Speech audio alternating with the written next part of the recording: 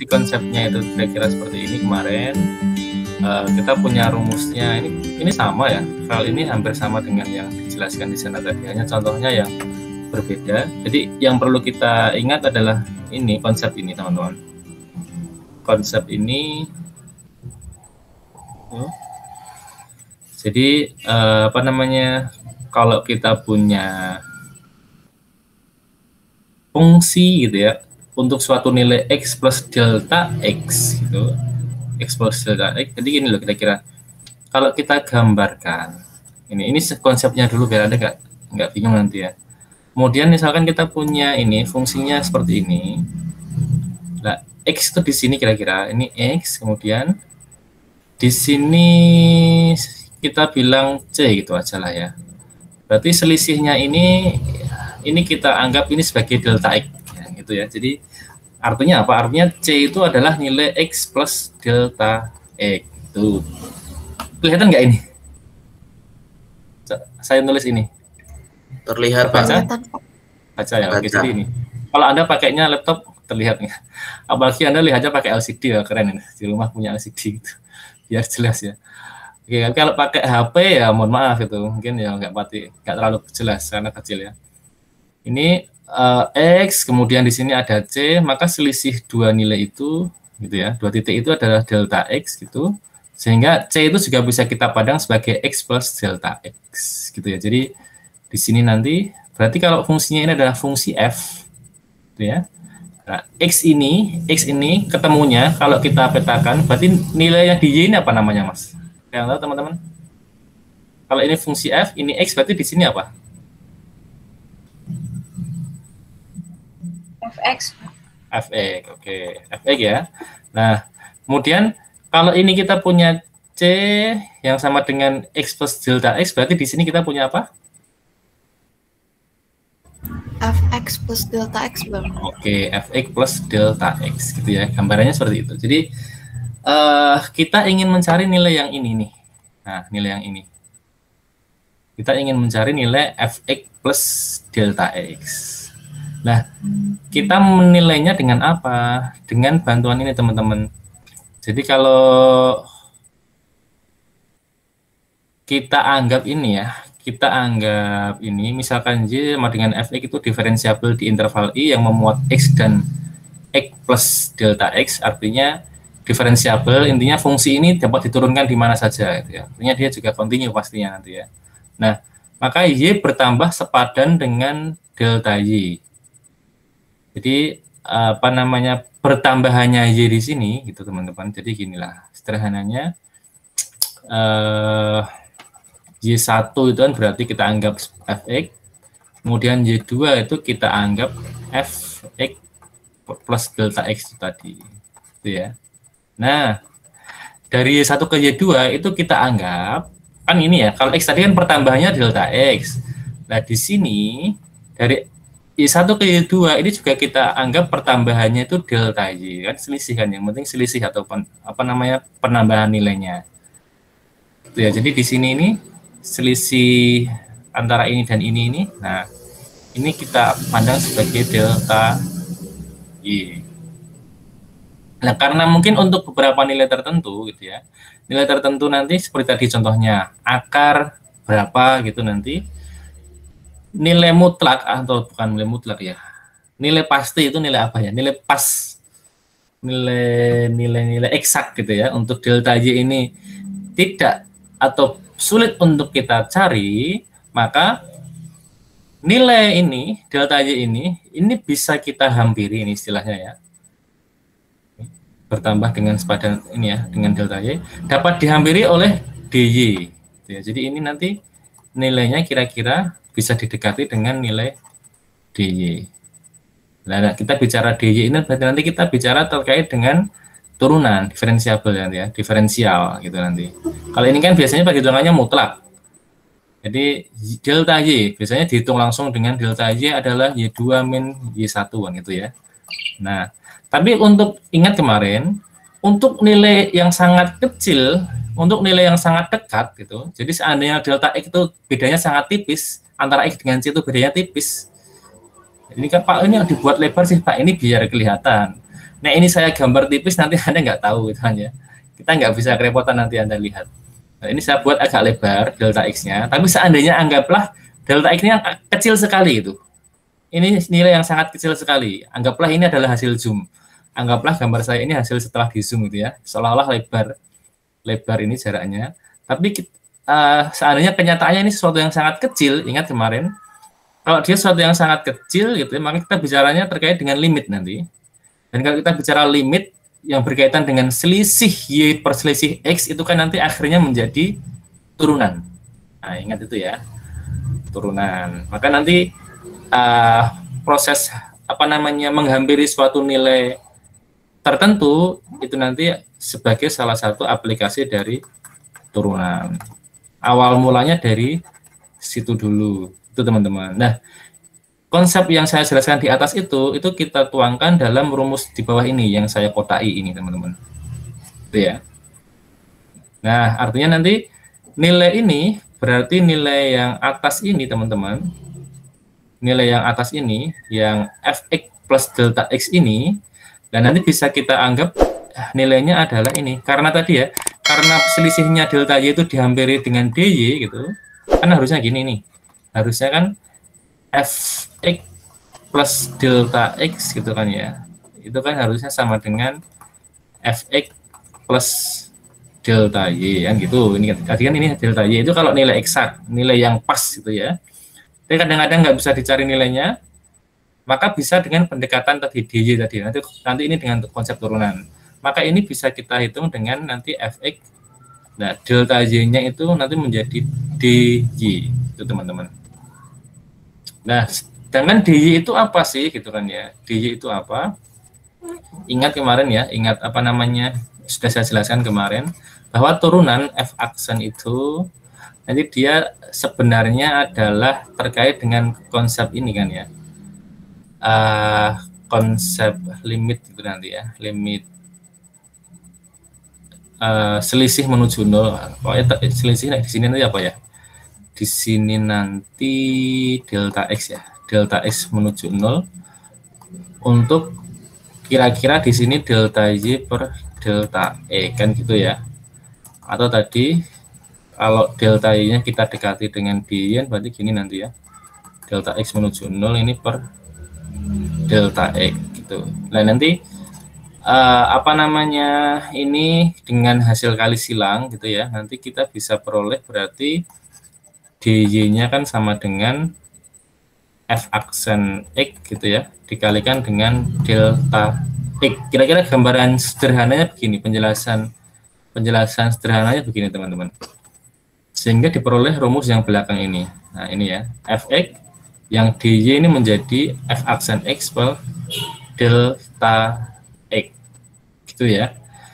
Nah, tadi manfaatnya untuk menghitung suatu nilai ya, nilai tertentu yang sulit dicari nilai eksaknya, tetapi kita punya nilai lain yang dekat dengan itu gitu, dekat dengan itu. Contohnya ini contohnya. Pak, ini kan fungsi, Pak. Ini kok akar. Lah, akar kan bisa kita pandang sebagai fungsi, teman-teman. Maksudnya gitu ya. Jadi maksudnya akar itu bisa kita pandang sebagai fungsi. Fungsi apa ya gini? Kalau dalamnya kita ganti x ini kan boleh. Berarti akar pangkat 3 dari x. Atau akar pangkat 3 dari x itu bisa kita tuliskan sebagai x pangkat sepertiga. Ini kan fungsi ini. Nah, ini fungsi kan. Nah, yang ditanya apa sih? Yang ditanya berarti f anu berapa? F28 berapa kan gitu sebenarnya. Paham ini? Paham nggak ini ke sini nih? Halo? Paham, Pak. Paham ya? Lah ini sebenarnya yang ditanyakan F28 berapa? Itu kan maknanya sama saja 28 pangkat sepertiga berapa sih gitu. Nah, untuk mencari nilai F28, nah F28 itu kita lihat sebagai ini berarti X per delta X gitu ya. Yang kita punya nilai berapa? Yang kita punya nilai pastinya itu adalah akar 27. Jadi kita punyanya adalah F27. Karena akar 27 pangkat 3 ya, akar pangkat 3 dari 27 itu sudah jelas bahwa F27 itu hasilnya 3. Nah, berarti kan ini dekat nih. Meskipun dekatnya tidak sampai limit menuju 0 sih ini kan. Berarti ini makanya tadi kok di sini kok nggak ada limitnya, Pak. Karena delta X-nya kan nggak menuju 0 ini. Delta X-nya kan ini 1 selisihnya. Jadi nggak kecil banget sih, masih agak lebar lah ya selisih 1 itu. Nah, kecil itu ya tadi. Nanti contoh berikutnya tadi, contoh yang di PDF tadi kecil karena selisihnya 0,01 kan kecil ya. Nah, itu teman-teman makanya kita pakai ini tadi. Kita pakai rumus ini tadi ya. Jadi nanti F28 itu bisa kita tulis sebagai F27 per 1, kira-kira gitu ya. F27 per 1. Rumusnya apa? Berarti nilainya nanti kalau kita pakai yang ini, yang belakang ini, berarti dia adalah Fx, Fx-nya berarti F27 ditambah dengan apa? F aksen gitu ya. F aksen 27 ini kan, F aksen 27 gitu ya. Dikalikan dengan selisihnya. Nah, selisihnya berapa? Berarti kan ini tadi. Delta X-nya kan ini 1. Dikali dengan 1, teman-teman. Gitu ya. Ini sudah saya jelaskan. Silahkan nanti dilihat di video hasilnya nanti berapa. Saya sekarang akan kembali ke soal yang ini dulu. Sama gitu ya, hampir sama. Jadi kita hanya ini mungkin penulisan ininya mungkin berbeda, jadi Anda mungkin agak bingung ya. Penulisan rumusnya agak berbeda dengan yang tadi. Atau kita tulis saja nggak apa di sini. Kita tulis ulang saja rumusnya. Tadi kan berarti F gini ya, Fx. Ini di sini menulis lebih sulit dibandingkan nulis di tempat tadi. Fx plus delta x, delta x itu ya. Lalu ini sama dengan tadi apa? Ada yang ingat? Ada yang ingat enggak? Fx ditambah apa aja? DY, Pak. dy. Dy-nya menjadi apa? Jadi setelah diuraikan F aksen X delta X. Oke. F aksen X gitu ya, dikalikan dengan delta X. Nah, ini sama sih sebenarnya ya, ini dengan apa namanya hampir mirip juga kan ini. Ini kan Fx plus F delta X dikurangi Fx sama dengan ini ya, sama aja. Kalau Fx-nya ini kita pindah ke kanan, kan jadi plus. Jadi sama, nggak berbeda sebenarnya ya. Mungkin karena penulisannya kadang-kadang gini ya, kadang-kadang memang kita kalau belum terbiasa membaca seperti ini, kok beda ya gitu. Kita nggak teliti aja sih, kita lihat dari fisiknya gitu aja, lu kok beda sih gitu ya. Padahal sebenarnya sama, tinggal pindah ini kan, istilahnya beda ruas. Yang minus Fx dipindah ke kanan menjadi plus, sudah sama persis gitu ya. Nah, yang kita cari apa? Yang kita cari adalah nilai F, berarti ini ya, berarti Fx-nya itu, Fx-nya itu seolah-olah dia adalah fungsi apa? Fungsi akar berarti. Fungsi akar X gitu kan teman-teman. Fungsi akar X. Atau boleh kalau akar X itu bisa kita tulis dengan X pangkat setengah ya. X pangkat setengah. Aduh. Oke, gini ya. Ini pangkat. Maaf. Nah, nanti berarti kita menentukan nilai itu yang dicari adalah oke.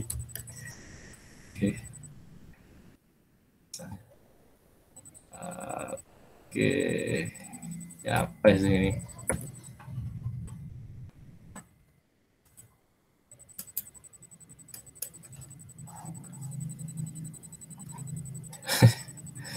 Maaf ya, ini jadi susah saya nulis ini ya. Oh, yang atas sedikit ke dalam ya.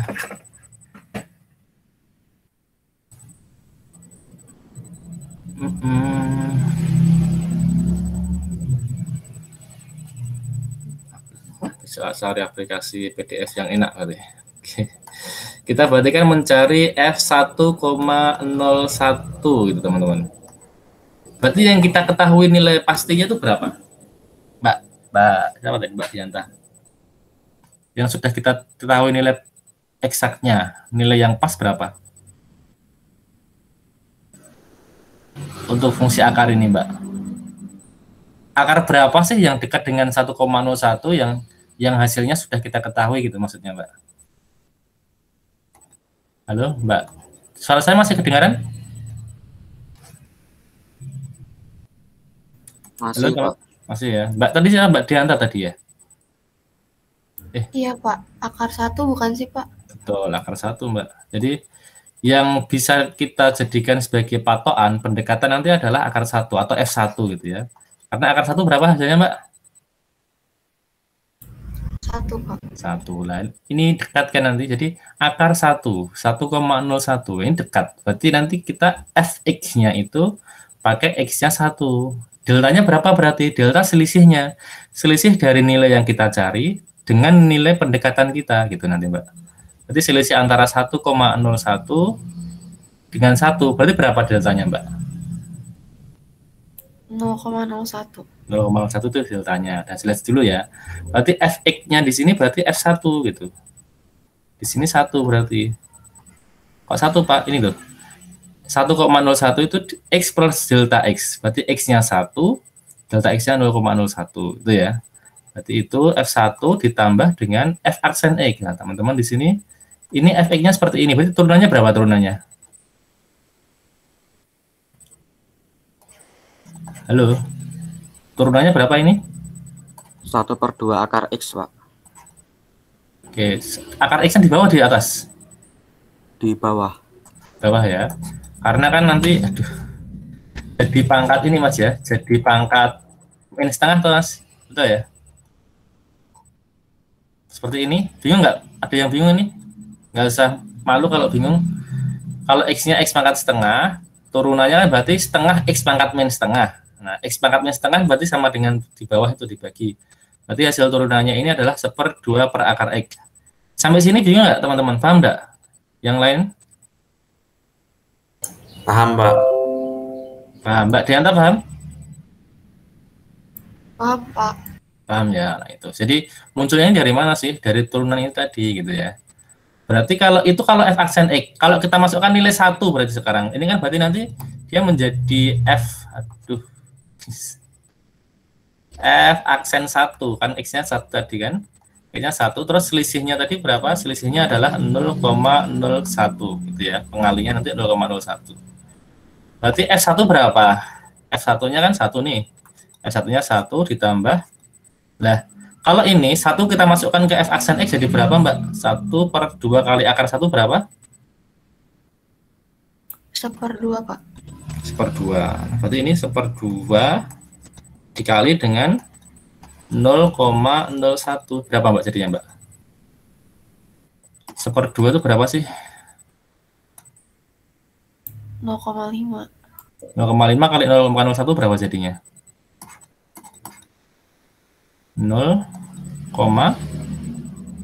005. Oke, 005 gitu ya. Halo. Ini biye gitu. Oke. Sehingga hasilnya adalah 1,005 gitu ya. Itu hasil pendekatannya. Artinya apa? Akar 1,01 gitu kan. Nah, ini. Sama kan, ini hanya bedanya tadi kita sudah sejak awal taruh di sebelah kanan, di sini ditaruh sebelah kiri sebagai pengurang, sama aja sih. Berarti akar 1,01 gitu ya. Nilai hampirannya adalah ini.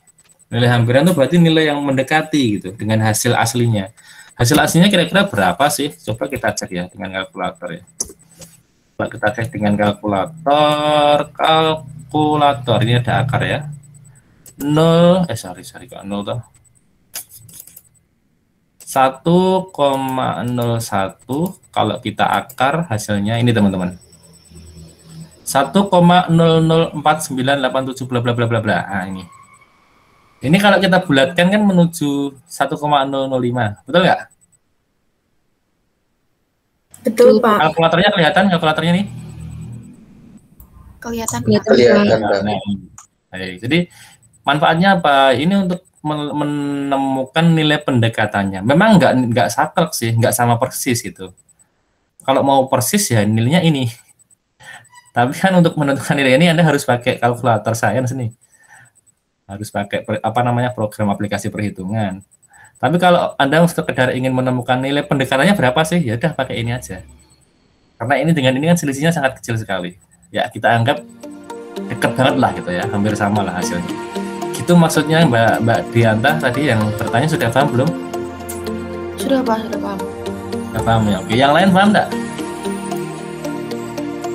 Paham, Pak. Paham ya? Oke.